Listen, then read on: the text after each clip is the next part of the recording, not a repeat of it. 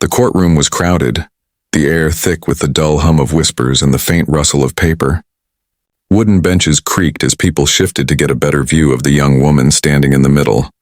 She was small, almost fragile-looking, with sun-kissed skin and a face that carried both innocence and quiet strength. Her dark hair was tied back neatly, and her hands trembled slightly as she clutched a worn leather folder. The fluorescent lights overhead cast a harsh glow that made her look even younger. Her name, spoken in the clerk's flat tone, echoed across the room. Isabela Morales. The judge looked down from the high bench, his eyes heavy with impatience. He had seen many like her, or so he thought. Desperate immigrants, street interpreters, people who built stories to survive. "You claim to be a professional interpreter?" he asked, his voice dripping with skepticism. Isabela raised her head slowly, her deep brown eyes meeting his without fear. "Yes, Your Honor," she replied softly but clearly. The judge's brow lifted. "And how many languages did you say you speak?" 10, she said simply. A few chuckles rippled through the courtroom. Someone near the back snorted. The prosecutor, a man in a sharp gray suit with a perpetual smirk, crossed his arms and leaned against the desk. 10 languages, he repeated mockingly. "Perhaps she means 10 words." The laughter grew louder. Even the judge allowed himself a dry smile. He had expected arrogance, but what he saw instead was calm certainty.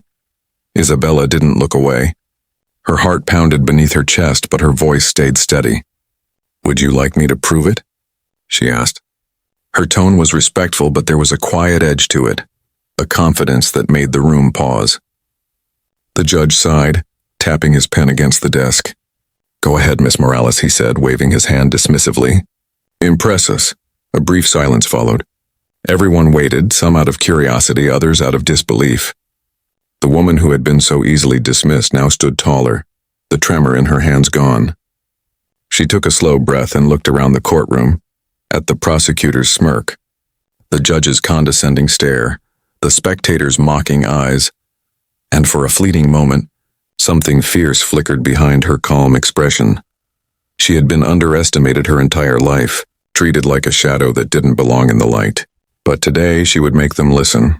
She adjusted the microphone, her fingers steady now, her lips parting slightly as if to summon the weight of every voice she had ever studied, every accent she had ever mastered. The courtroom fell still, the laughter fading into a tense, expectant hush. What they didn't know was that they were seconds away from silence, the kind that follows disbelief, and that the girl they mocked was about to make the whole room forget how to breathe. The first words slipped from her lips like music. Soft, elegant French rolling effortlessly through the air. La justice sans compréhension n'est qu'un bruit vide. Justice without understanding is just empty noise. The rhythm of her voice changed the air in the courtroom. Those who had been whispering a moment ago now leaned forward, drawn in by the sound. The judge's eyebrows lifted slightly, his pen freezing in midair. Before anyone could react, she switched again, this time into Mandarin, her tones sharp, precise, each syllable crisp and alive. The words flowed from her mouth with the ease of someone born into it. Gasps scattered through the audience. The prosecutor's smirk faltered. He frowned, trying to catch up, but she was already moving to Arabic, her voice becoming melodic and strong, resonating with a dignity that made even the judge stop breathing for a moment. It was not just that she could speak these languages, it was the way she became them. Her posture shifted slightly, her tone, her breath, even her expression mirrored the rhythm of each culture she touched. Then came German, her voice now deep and commanding, echoing like a soldier's call. In Japanese, she bowed her head slightly, speaking with the graceful restraint of formality. When she reached Russian, her voice carried a sudden fire, a hard edge that rolled through the consonants like a winter wind. The people in the courtroom stared as if witnessing something impossible. One man near the back whispered, "She can't be real." Isabela didn't stop. She continued, her tongue weaving through Italian and Portuguese as if painting colors into the air. Her words danced, passionate, warm, alive. The judge, who had begun the morning with the dull certainty of routine, now sat completely still, his eyes locked on her. His amusement had vanished, replaced by something unfamiliar, awe. When she moved into Swahili, her voice softened again, gentle and rhythmic. Before finishing in perfect English, her final words echoing clear and confident. "Every language is a key. Your Honor, I just learned how to open every door. The silence that followed was almost painful. No one dared move. The sound of the ticking clock on the wall was suddenly deafening. The prosecutor blinked, his confidence shattered, his mouth half open as if to speak but unable to form words. The spectators looked at one another, wide-eyed as though they had all witnessed a miracle. The judge slowly lowered his pen. His hand trembled slightly, not from age this time, but from disbelief. He cleared his throat, but no sound came. Isabela stood there quietly, her chest rising and falling with steady breath. For the first time in years, she didn't feel small. She didn't feel like an outsider. She had spoken, and the world had finally gone silent to listen. The silence in the courtroom felt endless.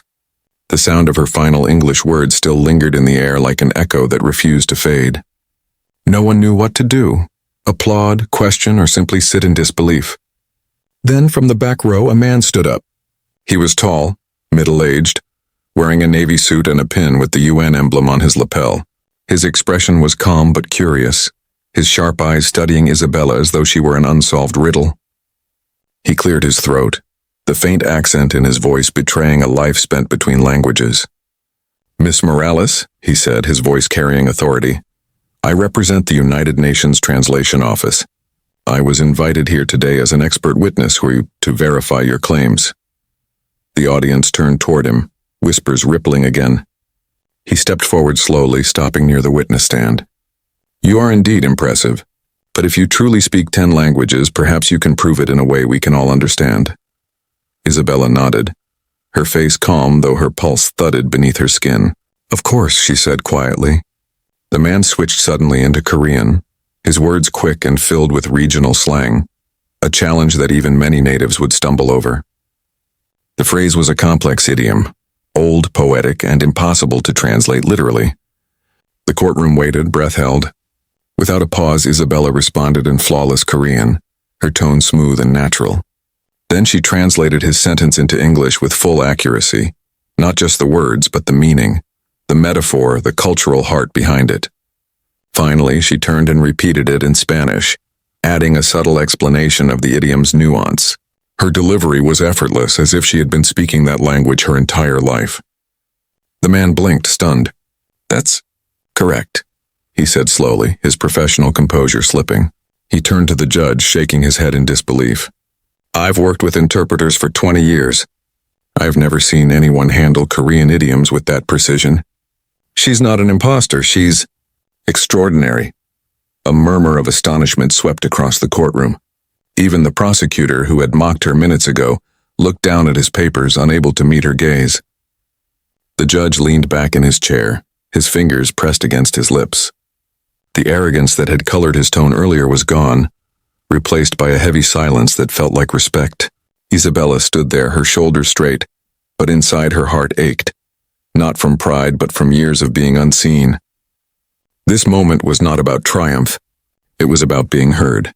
For the first time, people were not laughing, not doubting, not pitying. They were listening, truly listening. And in that stillness, surrounded by strangers, she felt something she hadn't felt in years. Validation. The courtroom was quiet now, the tension hanging like a thick fog. The judge, an imposing figure who had spent decades dispensing authority from his elevated bench, leaned forward, resting his elbows on the polished wood. His eyes, once sharp with sarcasm, softened as he studied Isabela. He cleared his throat, a slow, deliberate sound that seemed to carry the weight of years spent judging others. "You mean to tell me," he began, his voice low and measured, "that you learned all these languages by yourself, without formal schooling?" Isabela met his gaze steadily, her dark eyes unwavering. "Yes, Your Honor," she said. "I did not attend elite schools, nor did I have tutors at my side. I learned from books, from listening to people, from immersing myself in cultures that were not my own. Language is not a privilege. It is a bridge, and I wanted to build bridges wherever I could." Her words seemed to echo in the silent courtroom. The prosecutor shifted uncomfortably, his arms crossed, his usual smirk replaced by a mixture of disbelief and awe. Even the spectators, who had come expecting a dramatic accusation, found themselves captivated, leaning forward, their eyes wide. The judge's hand hovered over his pen, yet he did not write. Instead, he studied her, as though trying to discern whether she was truly human or some prodigy conjured by fate. Most people, he said finally, his voice quieter, would consider it impossible. 10 languages mastered to the point of fluency by one person alone. He shook his head slowly. And yet you stand here before us and there is no mistake in your speech. No hesitation, no errors. How did you? Isabela tilted her head slightly, a small serene smile playing at her lips. By listening, she said simply. By paying attention to the world and the people in it. I listened to their stories, their pain, their joy. I repeated their words until they became part of me. Learning languages is not about memorization. It is about understanding. And understanding is what makes words meaningful. The courtroom seemed to hold its collective breath. Even the older men in the back, who had scoffed at her from the moment she walked in, were silent now. The weight of her words pressed on them, not forcefully but with quiet authority. They were not just words. They were a revelation, a reminder that knowledge can come from determination, curiosity, and the courage to step beyond one's circumstances. The judge leaned back in his chair, rubbing the bridge of his nose. His voice, when it came again, was subdued. Miss Morales, he said slowly, almost reverently, this court owes you an apology. There was a pause, pregnant with acknowledgement. We have underestimated not just your skill, but your dedication, your discipline, and your humanity. You have reminded us that excellence does not always come from privilege. Sometimes it comes from persistence and heart. A ripple of murmurs swept through the courtroom, astonishment, admiration, and quiet respect. Isabela nodded slightly, her expression calm, yet inside she felt a surge of quiet triumph. She had not asked for recognition, nor had she come to impress. She had come to prove a simple truth, that knowledge, dedication, and passion can overcome prejudice, doubt, and disbelief. And now finally the people before her were listening, truly listening. When the gavel finally struck, the sound reverberated through the courtroom like a drumbeat announcing a new reality. The silence that had hung over the room broke suddenly into applause. Some clapped politely, others jumped to their feet, faces alight with admiration and disbelief. Reporters swarmed in, microphones thrust forward, cameras flashing, capturing every expression, every moment of the young woman who had stunned a room full of skeptics.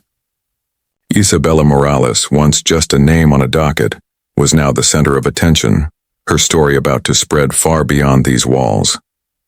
She remained calm amidst the chaos, her dark eyes scanning the crowd.